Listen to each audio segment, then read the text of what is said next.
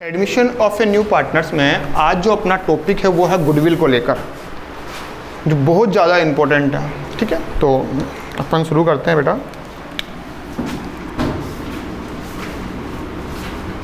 Goodwill, goodwill को हिंदी में कहते हैं ख्याति।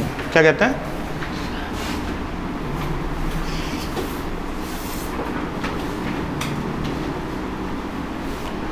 गुडविल क्या होती है? 11th क्लास में थोड़ा बहुत पढ़ा होगा गुडविल के बारे में। आप लोगों ने पढ़ा है गुडविल के बारे में? पढ़ा है ना? क्या होती है गुडविल, कौन बताएगा? गुडविल एसेट्स होती है, ये तो अच्छी बात है। देखो, गुडविल जनरली हम कहेंगे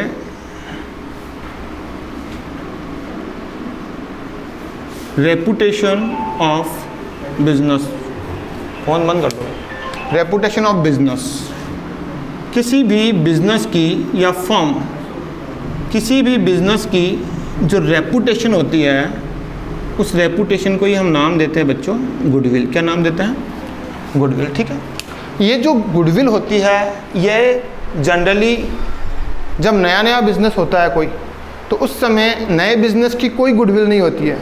जैसे जैसे बिजनेस पुराना होता जाएगा वैसे वैसे उसकी एक रेपुटेशन मार्केट में बनती जाएगी, अगर वो हार्ड वर्क करेगा और हॉनेस्टी से काम करेगा, अगर ऑनर तो। ठीक है, तो धीरे धीरे उसकी जान पहचान बढ़ेगी मार्केट में, काफ़ी लोग उनको जानने लगेंगे और एक अच्छा नाम कमा लेंगे। और जब एक अच्छा नाम कमा लेंगे तो जो जितने भी कस्टमर्स हैं, जितने भी कस्टमर्स हैं वो कस्टमर जो है उस फर्म की तरफ अट्रैक्ट होंगे और धीरे धीरे नंबर ऑफ कस्टमर्स भी बढ़ेंगे। और जैसे जैसे कस्टमर्स बढ़ेंगे वैसे वैसे सेल बढ़ेगी। क्या बढ़ेगी? सेल। भाई ज़्यादा माल परचेज करेंगे तो सेल बढ़ेगी, और सेल अगर बढ़ती है तो सेल का और प्रॉफिट का पॉजिटिव रिलेशन होता है। भाई ज़्यादा माल बिकेगा, ज़्यादा सेल होगी तो उससे प्रॉफिट भी ज़्यादा होगा। समझ रहे हो? तो गुडविल क्या है? गुडविल फर्म की रेपुटेशन है। जो एक बिजनेस का जो ऑनर होता है उस ऑनर के हार्ड वर्क और उसकी हॉनेस्टी से प्राप्त होती है। और ये कोई बिजनेस लगाते ही नहीं मिल जाती है। क्या आपने आज बिजनेस लगाया आपको गुडविल प्राप्त हो गई? ऐसा नहीं है। आपको कुछ सालों तक हार्ड वर्किंग करनी पड़ेगी और हॉनेस्टी से काम करना पड़ेगा, फिर धीरे धीरे आपके बिजनेस में गुडविल डेवलप्ड होंगी। ठीक है ना? तो एक तो हार्ड वर्क और हॉनेस्टी।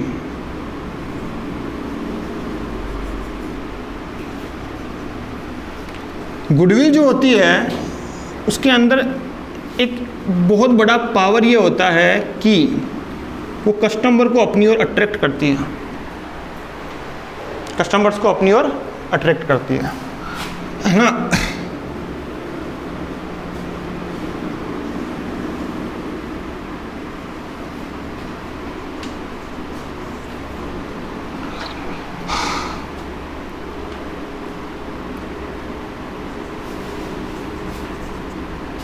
कस्टमर को अपनी ओर क्या करती है बेटा? अट्रैक्ट करती है। ठीक है, अब सुनिए, अब गुडविल को वैसे देखा जाए तो गुडविल को हम जब बैलेंस शीट होती है हमारी, भाई बैलेंस शीट आप सबने पढ़ी ना? 11th क्लास में बैलेंस शीट पर फाइनल अकाउंट पढ़े ना? तो जो बैलेंस शीट होती है उस बैलेंस शीट के ये हमारी लायबिलिटीज़ होती है बच्चों और ये हमारी एसेट्स होती है ना? तो बैलेंस शीट के एसेट साइड में इसको यहाँ दिखाया जाता है। ठीक है, अब यहाँ पर जो गुडविल दिखाई जाती है वो कौन सी गुडविल दिखाई जाती है? बिकॉज गुडविल भी 2 टाइप की होती है। कितने टाइप की होती है अभी बात करेंगे अपन। 2 टाइप की गुडविल कौन सी होती है? तो अगर इसको एसेट साइड में दिखाते हैं तो आपको पहली बात तो ये ध्यान रखना है कि ये बिजनेस की एसेट्स होती है। क्या होती है? बिजनेस की एसेट्स होती हैं। अब ये कैसी एसेट्स है? भाई एसेट जो होती है, आपने 11th में ये भी सीखा होगा कि जो एसेट्स होती है वो सिर्फ 2 टाइप की होती है। बता सकता है कौन कौन सी होती है, कोई बता सकते हो? एसेट दो टाइप की होती है, कौन कौन सी होती है? टेंजिबल और इनटेंजिबल। बहुत बढ़िया। एक तो होती है आपकी टेंजिबल एसेट्स, एक होती है आपकी बच्चों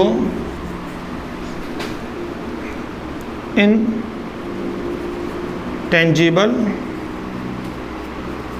एसेट्स। एक होती है टेंजिबल एसेट्स, एक होती है इनटेंजिबल एसेट। टेंजिबल एसेट तो वो होती है जिनका फिजिकली रूप रंग होता है, जो दिखाई देती है। जैसे ये फर्नीचर है, ये टेंजिबल है, समझ रहे हो?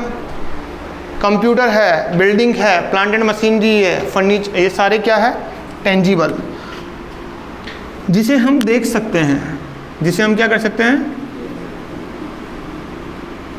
लेकिन क्या इंटेंजिबल एसेट्स को हम देख सकते हैं? नहीं देख सकते। गुडविल का कोई फिजिकल रूप नहीं होता है, रंग नहीं होता है, आप उसे देख नहीं सकते, ठीक है ना?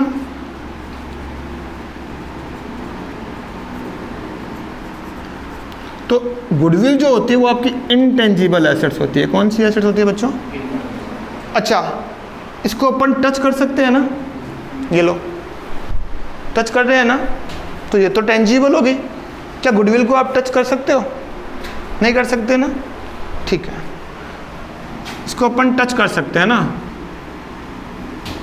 लेकिन इसको आप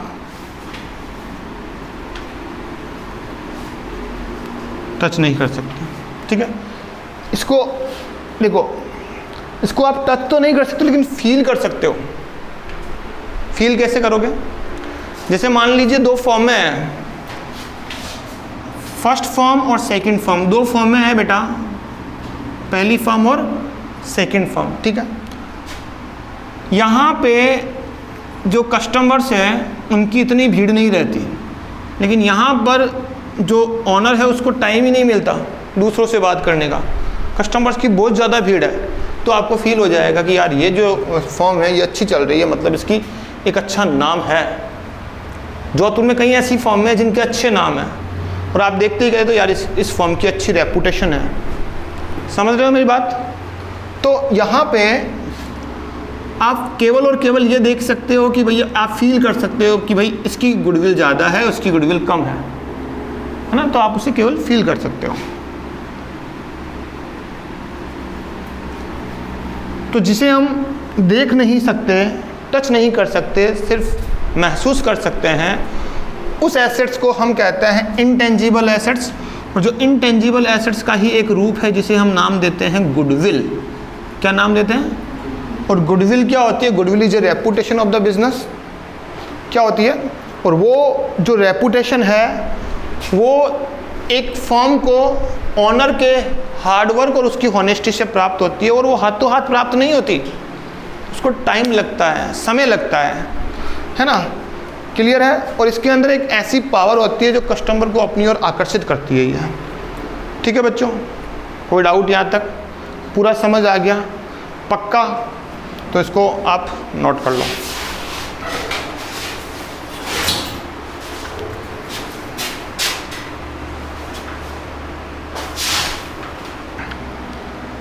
देखो, गुडविल को दो पार्ट में क्लासिफाई किया। कितने पार्ट में? दो पार्ट में।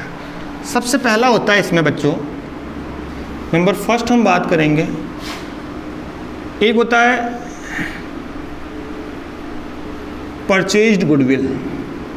वो गुडविल जो आपने खुद ने नहीं बनाई है, आपने खुद ने खरीदी है किसी से।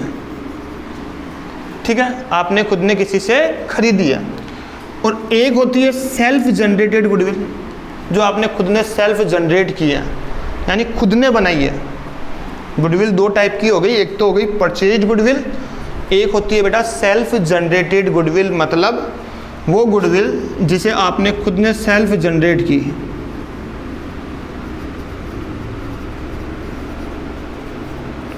एक होगी आपकी परचेज्ड गुडविल और एक होगी आपकी सेल्फ जनरेटेड गुडविल। अब सुनिए, जैसे मान लीजिए एक फर्म है, उस फर्म की ये बैलेंस शीट है, समझना आप लोग, ठीक है। इधर कुछ एसेट्स दे रखी है आपको, मान लीजिए यहाँ 2 लाख रुपए की एसेट्स है या फिर 5 लाख की एसेट्स कर दीजिए। इधर आउटसाइड लाइबिलिटीज है आपकी 2 लाख रुपए, यहाँ हो गई आपकी कैपिटल जो भी है 3 लाख, और बैलेंस शीट की दोनों साइड की टोटल इक्वल होती है ना, अच्छी बात है। ये लीजिए 5 लाख, इधर भी कर लेते हैं हम लोग बेटा 5 लाख।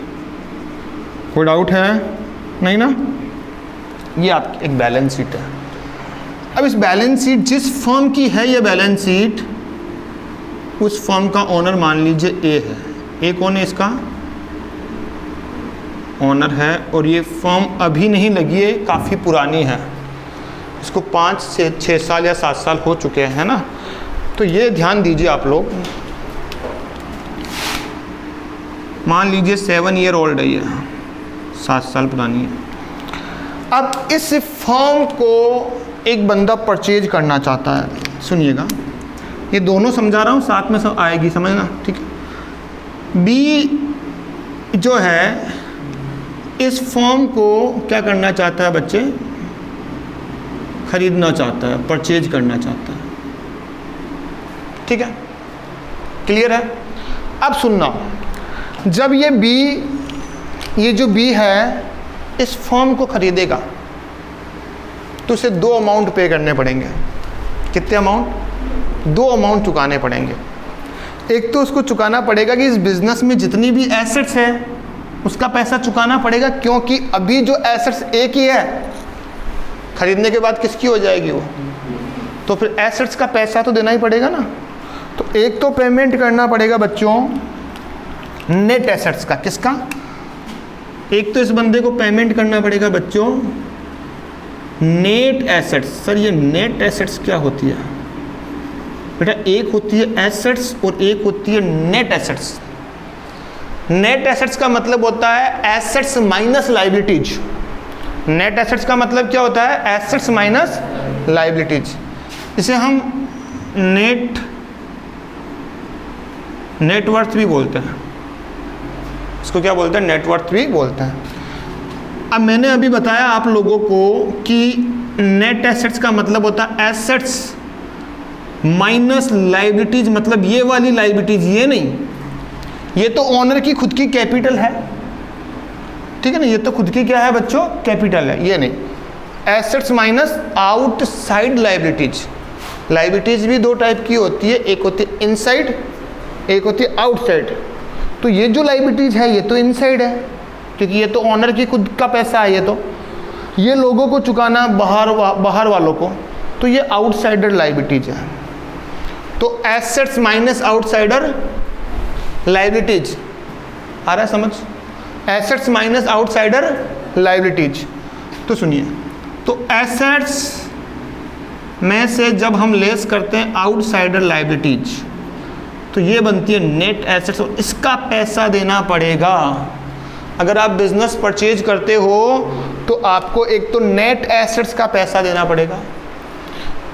ए कहेगा बी को, देख बेटा मेरे पास 5 लाख की तो एसेट्स है जो आज मेरी है लेकिन कल तो तेरी हो जाएगी ना, तो तेरे पास 5 लाख की एसेट्स आ रही है।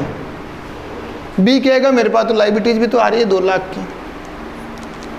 भाई 5 लाख का कुछ दे रहे हो, उसमें से 2 लाख तो आगे किसी को देने हैं। लायबिलिटीज समझते हो ना? लायबिलिटीज मतलब किसी को पैसा चुकाना है। अभी तक ये पैसा चुकाने की जिम्मेदारी इसकी थी, लेकिन जैसे ये बिजनेस बी का होगा तो बी की लायबिलिटीज बन जाएगी वो। तो बी कहता है भाई 5 लाख की मेरे पास एसेट्स तो आ रही है, लेकिन उसमें से मुझे 2 लाख लोगों को देना भी तो पड़ रहा है। मतलब मेरे पास कितनी एसेट्स रही है? 3 लाख की तो आ रही है भाई, तो 3 लाख रुपए मैं दे दूं तुझे। बी कहेगा कि मैं तुझे नेट एसेट्स के 3 लाख दे सकता हूं क्योंकि मेरे पास 3 लाख की एसेट्स आएगी। तो एसेट्स 5 लाख है बच्चों, है ना, और लायबिलिटीज हमारी 2 लाख है। समझ गए आप लोग?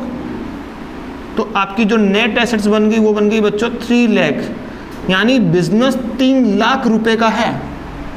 तो 3 लाख रुपए देने पड़ेंगे किसको? बी को। किसे? ए को बिजनेस खरीदने के लिए।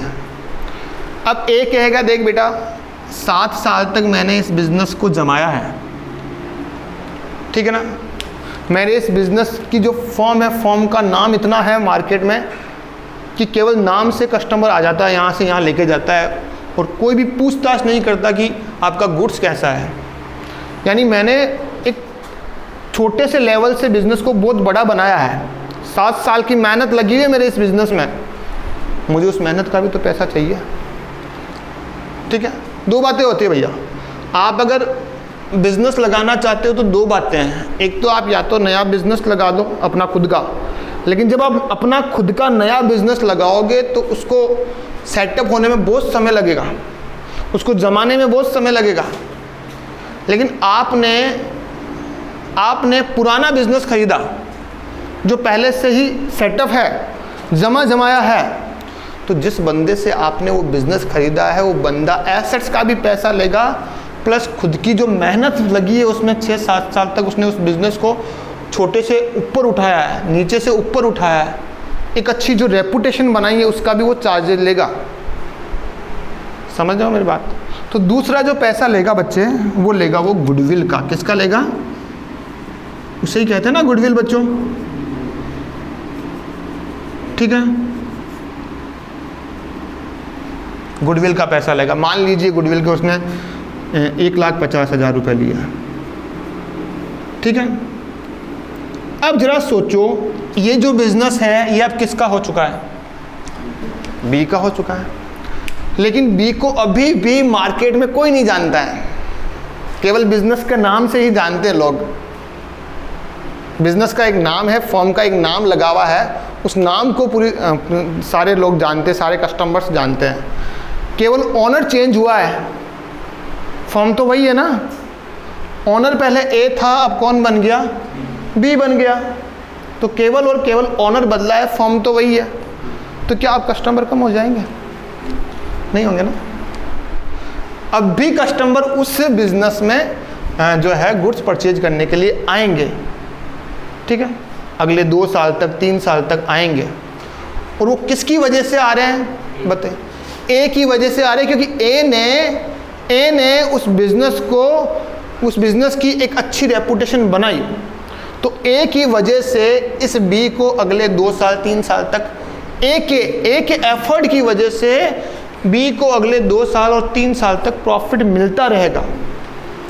3 साल के बाद मिले ना मिले, क्योंकि हो सकता है बी रेपुटेशन डाउन कर दे, या हो सकता है बहुत अच्छी रेपुटेशन और बना ले, लेकिन एक दो साल तक तो सिर्फ और सिर्फ इसकी वजह से, इसके एफर्ट की वजह से किसको प्रॉफिट मिलता रहेगा? बी को प्रॉफिट मिलता रहेगा। तो वो कहलाती है गुडविल, ठीक है बच्चों। अब जो गुडविल है क्या है? गुडविल। तो 1.5 लाख रुपए वो गुडविल के लेगा और एसेट्स के 3 लाख लेगा। तो टोटल कितने लाख रुपए लेगा बच्चों बताओ? 3 लाख प्लस 1,50,000, टोटल हो गया 4,50,000। और इस अमाउंट को हम कहते हैं, परचेज कंसीडरेशन। हिंदी में कहते हैं, हिंदी वालों, क्रय प्रतिफल। क्या कहेंगे? क्रय प्रतिफल, यानी परचेज करने का कंसीडरेशन। इसने परचेज किया, तो इस बी ने जब गुड्स को परचेज किया तो उसने कितना परचेज के लिए कंसीडरेशन चुकाया? 4.5 लाख रुपए चुकाया। तो इसको हम नाम दे दिया परचेज कंसीडरेशन। क्या नाम दे दिया? अब आपसे पूछ लिया जाए, आपको 2 अमाउंट गिवन हो, मान लो, समझ आ रहा है? नींद नहीं आनी चाहिए किसी को भी। आपको मान लीजिए यहाँ लिख दिया परचेज कंसीडरेशन, ठीक है। जैसे परचेज कंसीडरेशन है 4,50,000, ठीक है बच्चों, 4,50,000। और फिर आपको दे दिया नेट एसेट्स। नेट एसेट दे दी 3 लाख। अब बोल दिया calculation of firms goodwill. Firm की गुडविल निकालिए। कैसे निकालोगे भाई? परचेज कंसीडरेशन दे रखा है 4,50,000 और नेट एसेट दे रखी है 3 लाख, आपको बोला कि फर्म की गुडविल कैलकुलेट कीजिए, कैसे करोगे? जरा बताओ, ये जो परचेज कंसीडरेशन है इसमें कितने अमाउंट इंक्लूड होते हैं? अरे यार यहाँ लिखा है ना, नेट एसेट शामिल हो, नेट एसेट्स और गुडविल दोनों को मिलाकर बनता है परचेज कंसीडरेशन 4.5 लाख। तो इस 4.5 लाख में क्या क्या इंक्लूड है? नेट एसेट्स और गुडविल दोनों शामिल है। दिमाग तो लगाओ। तो इसमें नेट एसेट शामिल है और गुडविल भी इसमें शामिल है। तो परचेज कंसीडरेशन में से जब नेट एसेट्स को माइनस कर लोगे तो पीछे गुडविल बच जाएगी ना, है? दिमाग लगाओ भाई। तो यहाँ पर गुडविल निकालने का एक फॉर्मूला बन गया, इसीलिए मैंने ये क्वेश्चन लिया भैया। गुडविल इक्वल टू होता है पीसी, इसको पीसी बोलते हैं शॉर्ट में, और इसको NW या NA भी बोल सकते हैं। NW क्या? नेटवर्थ। समझ गए? अच्छी बात है, जल्दी समझ गए इस बार। 4,50,000 माइनस 3 लाख, 3 लाख, कितना बच गया बच्चों? 1 लाख। ये आ गई आपकी गुडविल। कोई दिक्कत? तो इस गुडविल को कहते हैं परचेज गुडविल, क्योंकि बी ने इसको खरीदा है। बी ने क्या खुद ने बनाई ये गुडविल? खरीदी ना उसने। तो ये तो होती है बच्चों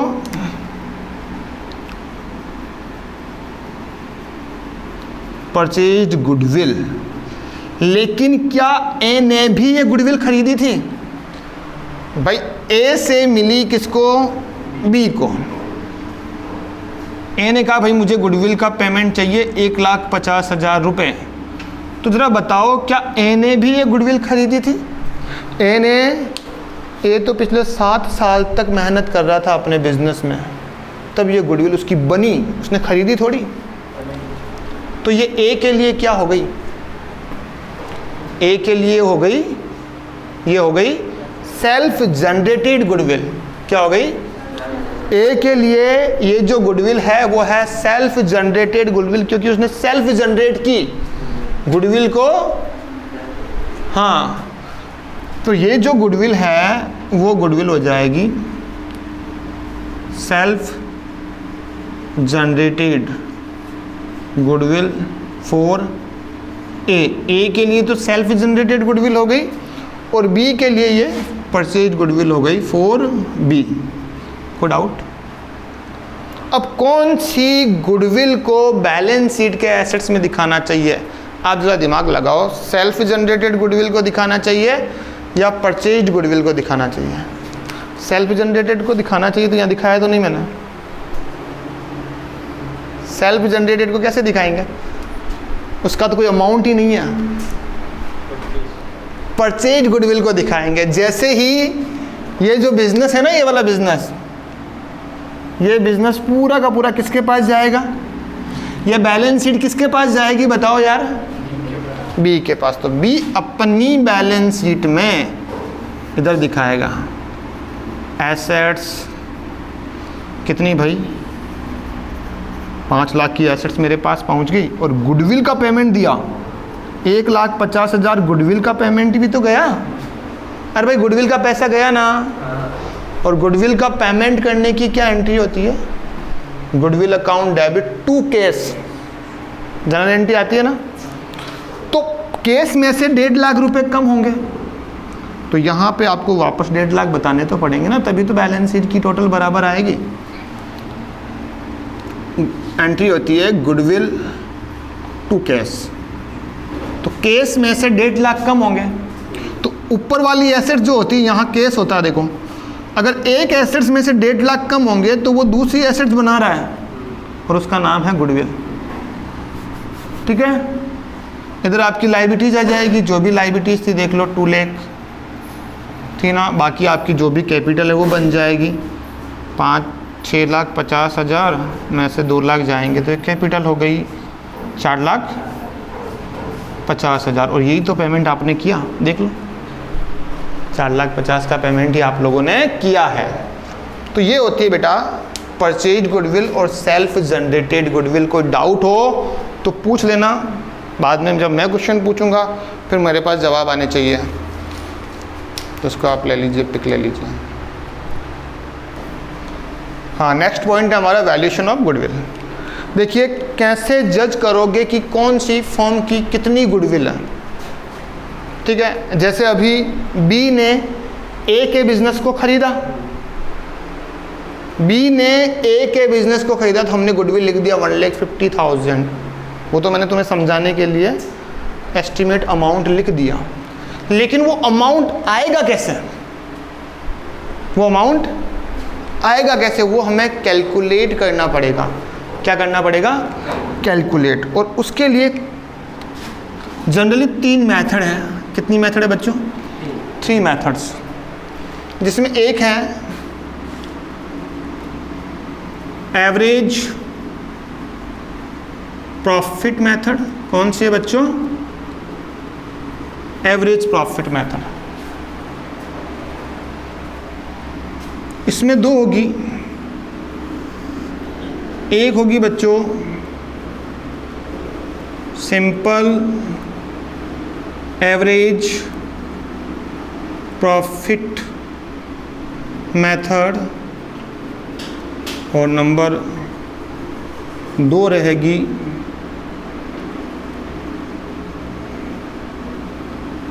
इसका क्वेश्चन हर हाल में आएगा आपके, ठीक है ना, वैल्यूएशन ऑफ गुडविल का। नंबर 2 है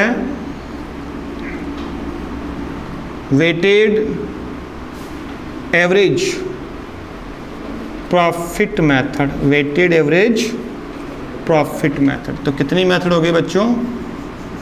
भाई इसमें 2 हो गई ना। नंबर 2 होती है, नंबर 2 इसे हम कहते हैं सुपर प्रॉफिट मेथड। हिंदी में कहते हैं अधिलाभ। हिंदी वालों सुन लेना, अधिलाभ विधि, है ना, अधिलाभ विधि। ये हो गया सुपर प्रॉफिट मेथड। एक होती है कैपिटलाइजेशन मेथड। कौन सी?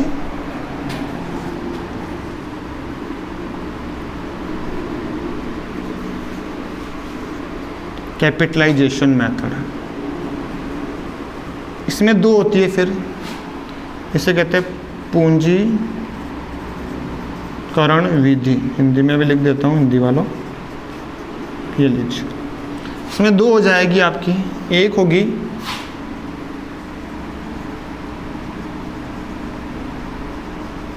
Capitalisation of super profit,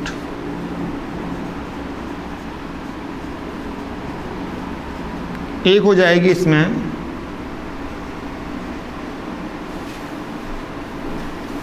capitalisation of average profit method.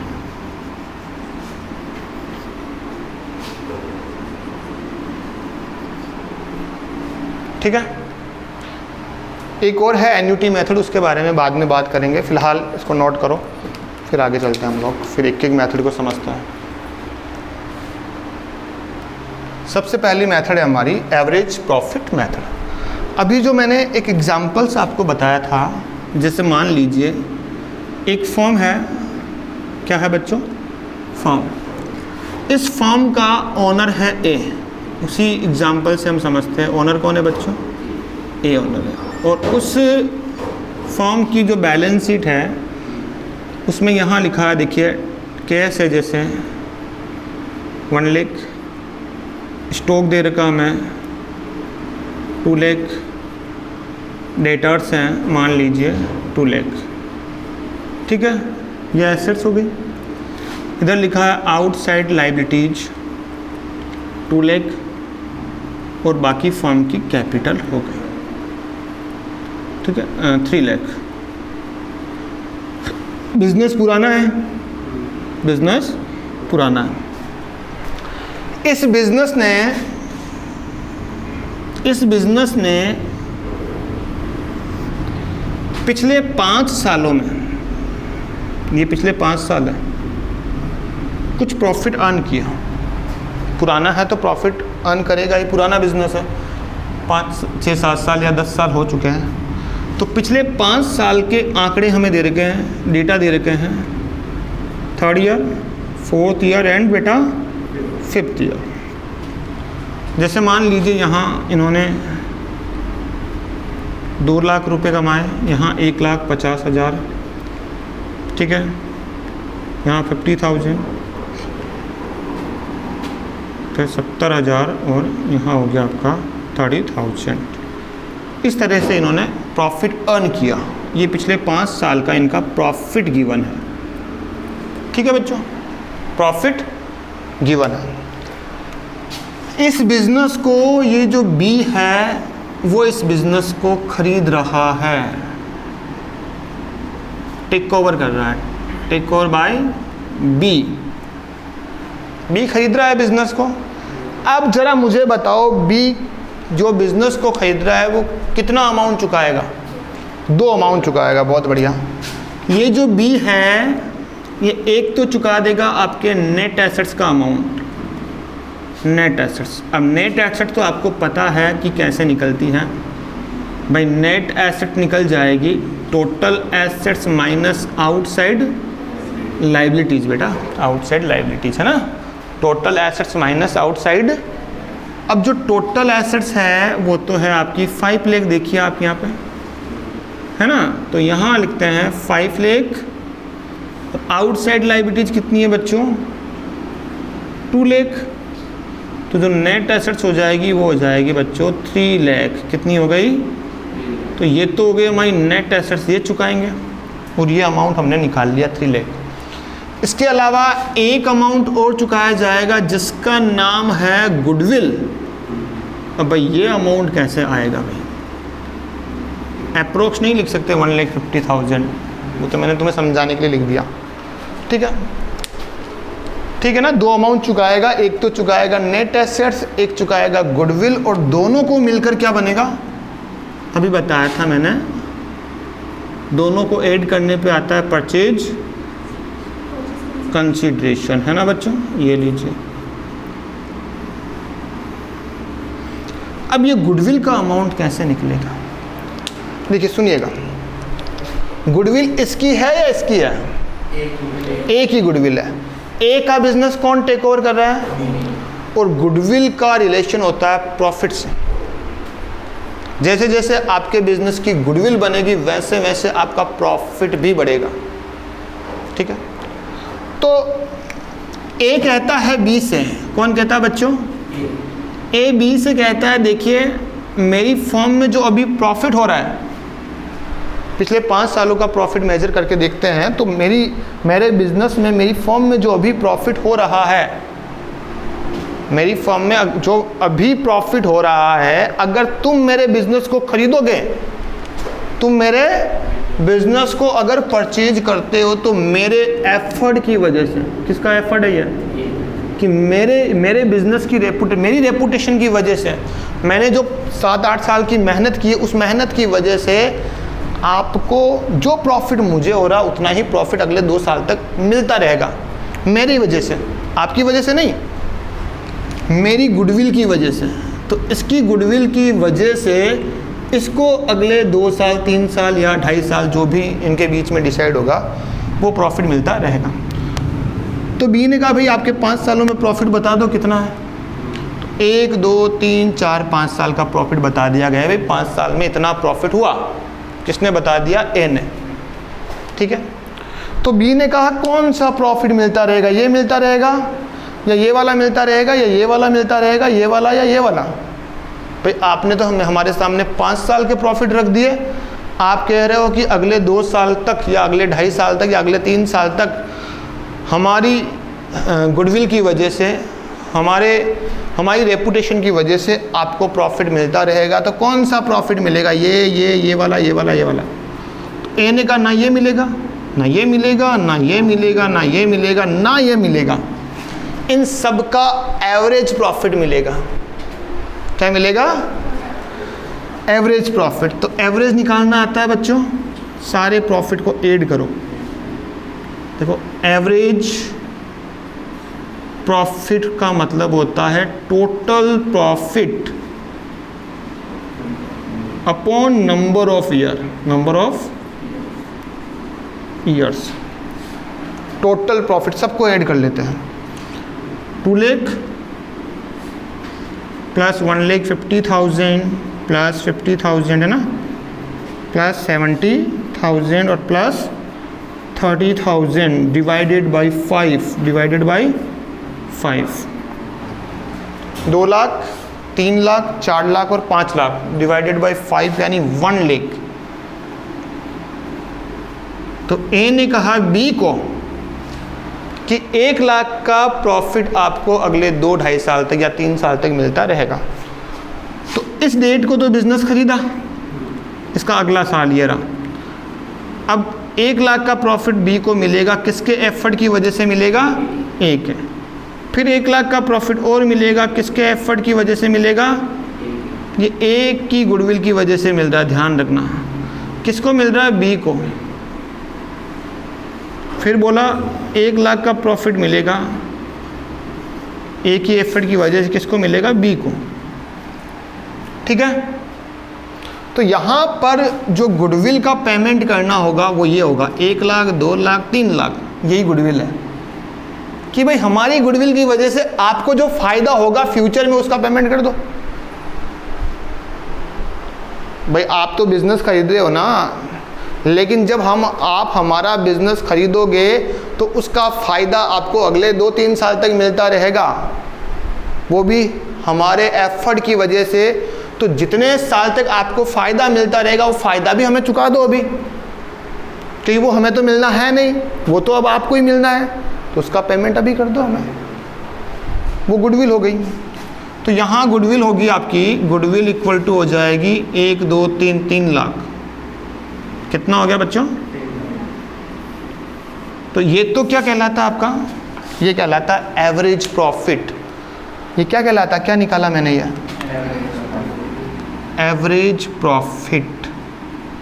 और ये जो 3 साल है ना, ये 1, 2, 3 ईयर्स, ये कहलाते हैं बच्चों नंबर ऑफ परचेज ईयर।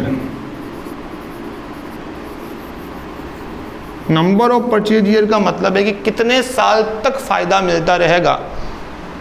समझ गए? समझ गए ना? समझ आ गया पूरा? अब सुनिएगा, आपको करना क्या है इसमें। पहली मेथड मैंने बता दी, ये है आपकी सिंपल एवरेज प्रॉफिट मेथड। ठीक है ना? Simple average profit method. इसके अंदर आपको बिजनेस के पिछले 4 साल या 5 लाख साल या के लाभ दे रखे होंगे, यानी पिछले कुछ डेटा दे रखे होंगे प्रॉफिट के। आपको पहला क्या काम करना, स्टेप नंबर 1 में आपको निकालना है कैलकुलेशन ऑफ एवरेज प्रॉफिट निकाल लेना है। क्या निकाल लेना बच्चों? और एवरेज प्रॉफिट का फॉर्मूला हो रहा, देखो दिख रहा है? अरे भाई दिख रहा है क्या? बोला करो। एवरेज प्रॉफिट इक्वल टू होता है बच्चों total profit upon number of years. Number of years, total profit upon number of years. अब ये रहा टोटल प्रॉफिट, ये सारा हमने यहाँ से यहाँ तक ऐड किया था, अभी ये आ गया था 5 लाख, आ गया ना बच्चों? नंबर ऑफ ईयर कितने हैं? 1, 2, 3, 4, 5, ये वाली बात कर रहा हूँ। इन 5 सालों का जो एवरेज प्रॉफिट आएगा उतना प्रॉफिट अगले 3 साल तक मिलेगा। तो ये हो गया डिवाइडेड बाय 5, कितना हो गया बच्चों? 1 लाख। ये पहला काम। फिर हम चलेंगे नंबर 2 में। Step number 2 calculation of goodwill है ना। चलिए, कैलकुलेशन ऑफ गुडविल। तो यहाँ हो जाएगा बच्चों गुडविल इक्वल टू जो हमारा एवरेज प्रॉफिट आएगा, एवरेज प्रॉफिट, उसको हमें मल्टीप्लाई करना है number of purchase year. Number of, जैसे एवरेज प्रॉफिट तो आया हमारा 1 लाख और नंबर ऑफ परचेज कितना है? 3 ईयर है, उसने कहा 3 साल तक मिलता रहेगा, तो 3 से मल्टीप्लाई कर लेंगे तो कितना आ गया बच्चों? ये आ गया आपकी गुडविल। ये लीजिए गुडविल आ गया। तो 3 लाख तो उसको चुकाने पड़ेंगे नेट एसेट्स के, और 3 लाख ही वो चुकाएगा गुडविल के, तो टोटल कितने लाख में पड़ गया? ये जो पूरा बिजनेस पड़ेगा 6 लाख रुपए में। तो ये परचेज कंसिडरेशन बन जाएगा 6 लाख। कोई डाउट हो तो पूछो बेटा, और डाउट नहीं हो तो फिर नोट कर लो। हाँ देखिए, बुक के क्वेश्चन करते हैं 1-2।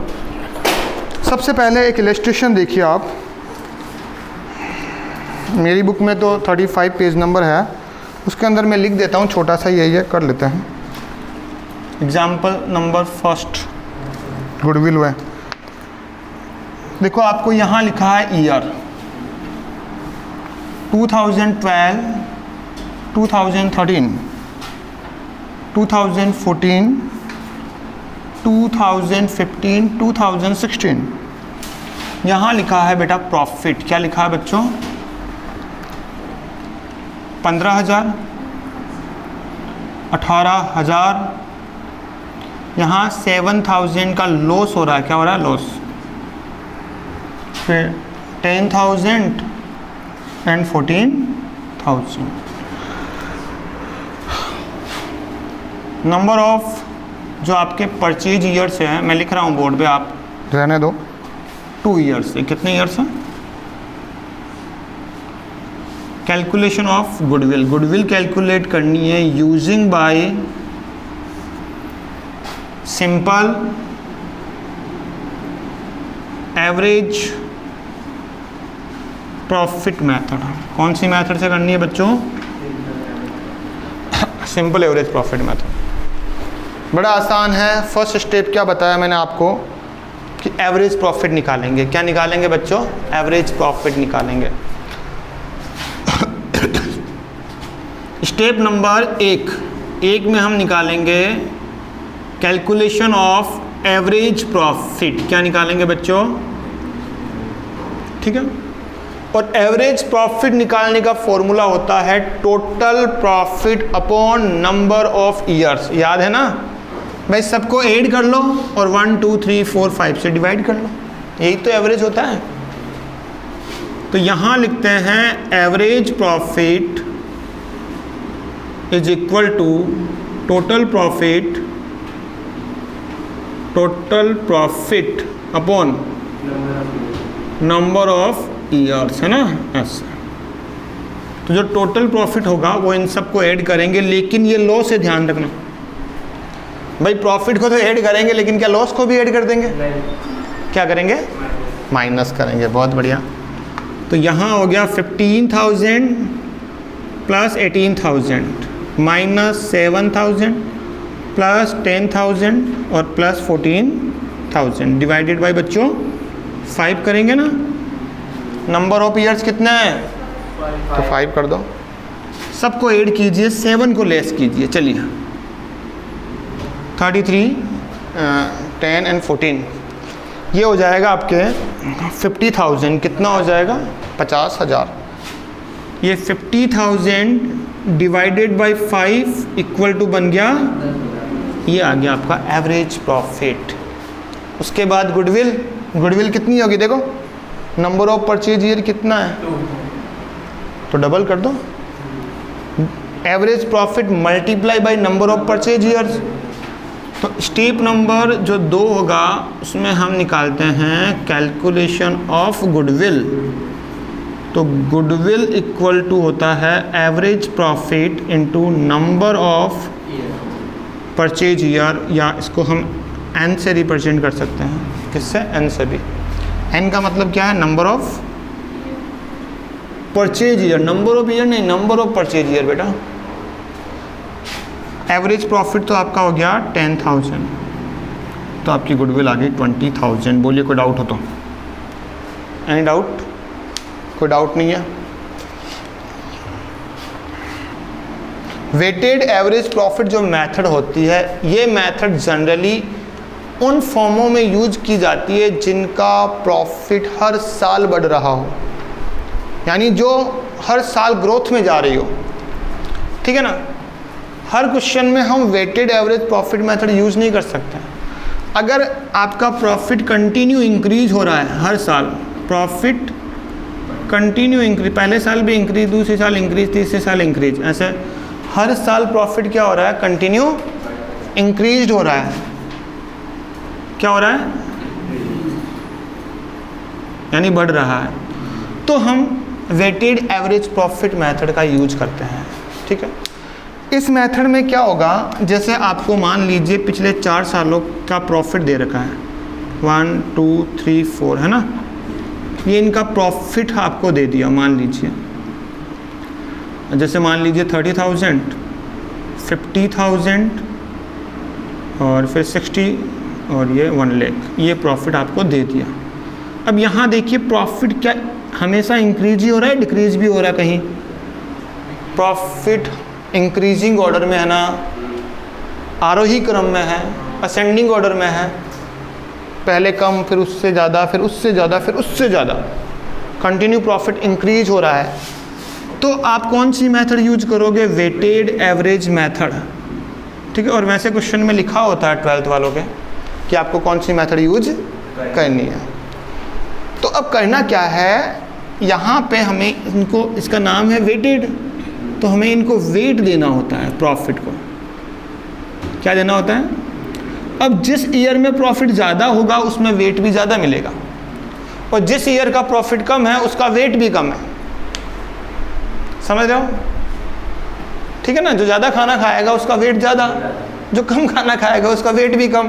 तो जिसको प्रॉफिट कम हो रहा है उसका वेट भी कम, और जिसका प्रॉफिट ज़्यादा हो रहा है उसका वेट भी ज़्यादा। तो हमें सीक्वेंस वाइज देना होता है, 1 इसका वेट कम है, 2 इसका उससे ज़्यादा, फिर उसका उससे ज़्यादा, फिर 1 2 3 4 काउंटिंग, गिनती आती है ना, 1 2 3 4 5 भी हो सकता है।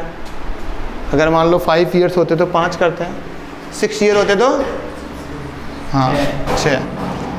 अब प्रॉफिट को वेट से, देखो इसको इससे मल्टीप्लाई करेंगे, इसको इससे, तो ये आएगा प्रोडक्ट। क्या आ जाएगा बच्चों, प्रोडक्ट कैसे निकलता है, जब P को W से मल्टीप्लाई करते हैं। P means profit, W means weight, बहुत बढ़िया। तो 1 को 30 से करेंगे तो बच्चों 30,000, इसको इससे करेंगे तो बच्चों 1 लाख, बहुत बढ़िया। फिर 1,80,000 एंड फिर 4 लाख। अब इसकी हम कर लेंगे टोटल। इस टोटल को कहते हैं सम ऑफ प्रोडक्ट, प्रोडक्ट का सम मतलब गुणनफलों का योग। हिंदी में क्या कहते हैं बच्चों, इसे हिंदी में कहते हैं गुणनफल, है ना, और इसे कहते हैं गुणनफलों का योग। हिंदी वालों, इंग्लिश में कोई प्रॉब्लम तो नहीं हो रही तुम लोगों को। और इसकी भी टोटल करेंगे, ये होगी 10। इसे कहते हैं सम ऑफ वेट, क्या कहेंगे, यानी भारों का योग। भारी बोलते हैं ना वेट को। अब इसकी टोटल कीजिए आप, इसकी तो मैंने कर ली, 10 आई, 4 लाख 5 and 6 and 7 लाख 10,000, है ना, क्लियर हो गया। उसके बाद हम एक काम करेंगे, हम यहाँ लगाएंगे फॉर्मूला, वेटेड एवरेज प्रॉफिट निकालने का एक फॉर्मूला होता है, और वो होता है sum of product upon sum of weight, sum of product upon sum of weight, sum of product upon sum of weight. तो प्रोडक्ट का सम कितना है, बोलिए 7,10,000, और वेट कितना है टोटल 10, तो ये हो गया 71,000। इसे हम कहते हैं वेटेड एवरेज प्रॉफिट। इसे क्या कहते हैं, वेटेड एवरेज प्रॉफिट। उसके बाद हम निकालते हैं गुडविल। गुडविल के लिए फॉर्मूला होता है जो वेटेड एवरेज प्रॉफिट निकलेगा आपका, क्या निकलेगा बच्चों, उसको हमें मल्टीप्लाई करना है number of purchase year question में गिवन होगा। 2 साल 3 साल अभी बताया ना आपको मैंने, 1.5 साल जो भी है। तो वेटेड एवरेज प्रॉफिट तो आपका हो गया 71,000 ना, और नंबर ऑफ परचेज ईयर मान लीजिए जैसे 2 है, मान लीजिए क्वेश्चन में नंबर ऑफ जो परचेज ईयर है बच्चों वो मान लीजिए 2 ईयर्स हैं, तो हम 2 से मल्टीप्लाई करेंगे ना, तो ये बन जाएगा 1,42,000। ये आ गई आपकी गुडविल। क्या आ गई? गुडविल। ठीक है, तो आपको पहला काम क्या करना है, पहला तो आपको वेट देना है। वेट देने के बाद फिर वेट को प्रॉफिट से मल्टीप्लाई करना है। वेट को प्रॉफिट से, पहले आपको वेट देना है, वेट को प्रॉफिट से जब मल्टीप्लाई करोगे तो क्या निकलेगा? प्रोडक्ट निकल जाएगा, और फिर प्रोडक्ट की भी टोटल कर ली जाएगी बच्चों, और वेट की भी टोटल कर ली जाएगी। प्रोडक्ट की टोटल को कहते हैं sum of product, sum of product, और वेट की टोटल को कहते हैं सम ऑफ वेट। ठीक है, उसके बाद हम फॉर्मूला अप्लाई करेंगे, weighted average profit equal to होता है sum of product upon sum of weight, गुणनफलों का योग अपॉन भारों का योग। तो सम ऑफ जो प्रोडक्ट है वो हमारा है 7,10,000 और सम ऑफ वेट है 10। 10 से डिवाइड किया तो कितना बन गया? 71,000 ना। ठीक है, और जो हमारा वेटेड एवरेज प्रॉफिट आया है उसको जब हम नंबर ऑफ परचेज ईयर से मल्टीप्लाई करेंगे तो क्या मिल जाएगी बच्चों? गुडविल मिल जाएगी। Any doubt? बोलिए, कोई डाउट हो तो इसमें तो जल्दी से इसको आप नोट कर लो। देखिए, इसमें 2 मेथड मैंने बताई। पहला है सिंपल एवरेज प्रॉफिट मेथड, है ना, और एक मेथड मैंने बताई आप लोगों को, वो थी कौन सी बच्चों? Weighted average profit method. Any doubt? दोनों मेथड बताई ना। अब सुनिए, इसमें मैंने कहा 2 स्टेप आपको करने होंगे। नंबर फर्स्ट स्टेप है कैलकुलेशन ऑफ एवरेज प्रॉफिट। क्या निकालोगे? एवरेज प्रॉफिट निकाल लोगे, ठीक है ना। अच्छा, एवरेज प्रॉफिट कैसे आता है? सर, एवरेज प्रॉफिट के लिए आपको क्या करना होगा, जितना भी प्रॉफिट गिवन है सबको प्लस कर देंगे, मतलब हम निकालेंगे टोटल प्रॉफिट। क्या निकाल लेंगे बच्चों? Total upon number of years, है ना। ये काम करना है पहला आपको। Average profit equal to total profit upon number of years. Number 2 में फिर हम जाएंगे और फिर निकालेंगे calculation of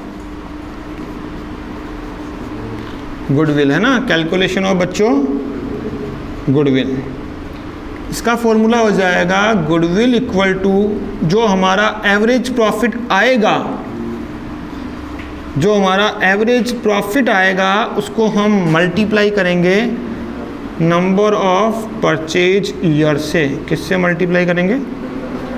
number of purchase years. जैसे average profit into n equal to, short में आप ऐसे भी लिख सकते हो, गुडविल। ये तो हमारी फर्स्ट मेथड थी। सेकंड मेथड तब यूज होती है जब आपका प्रॉफिट इंक्रीजिंग ऑर्डर में हो। किस में हो? व्हेन प्रॉफिट, यहाँ नोट लिख देता हूँ मैं, when profit is in increasing, when profit is in increasing order, है ना। We have to used weighted average profit method, है ना, यही बताया। अच्छा चलिए, ये फर्स्ट पॉइंट हो गया। अब देखो करना क्या है, सबसे पहला जो काम करना आपको लिखना है कैलकुलेशन ऑफ, ठीक है, प्रोडक्ट, कैलकुलेशन ऑफ प्रोडक्ट। या पहले तो आपको वेट देना है ना, तो लिख दो गिव द वेट। वेट कैसे दोगे, 1 2 3 4 ऐसे, ये वेट हो गया। नंबर 2 कैलकुलेशन ऑफ प्रोडक्ट, यानी गुणनफल निकालोगे। और प्रोडक्ट कैसे निकलेगा बच्चों, प्रोडक्ट इक्वल टू जो आपका प्रॉफिट आया है, जो आपका प्रॉफिट है उसको मल्टीप्लाई करोगे वेट से, यही बताया था ना। तो ये आ गया आपका प्रोडक्ट। उसके बाद नंबर 3 पे आप लगाओगे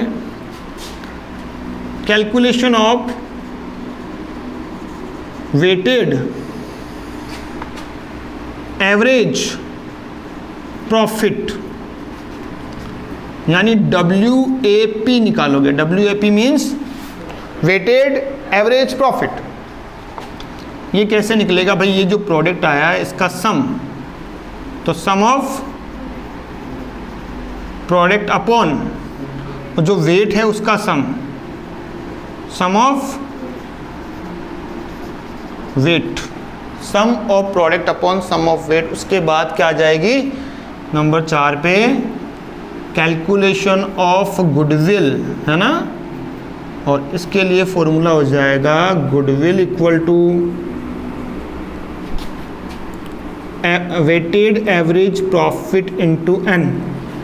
N means number of purchase year.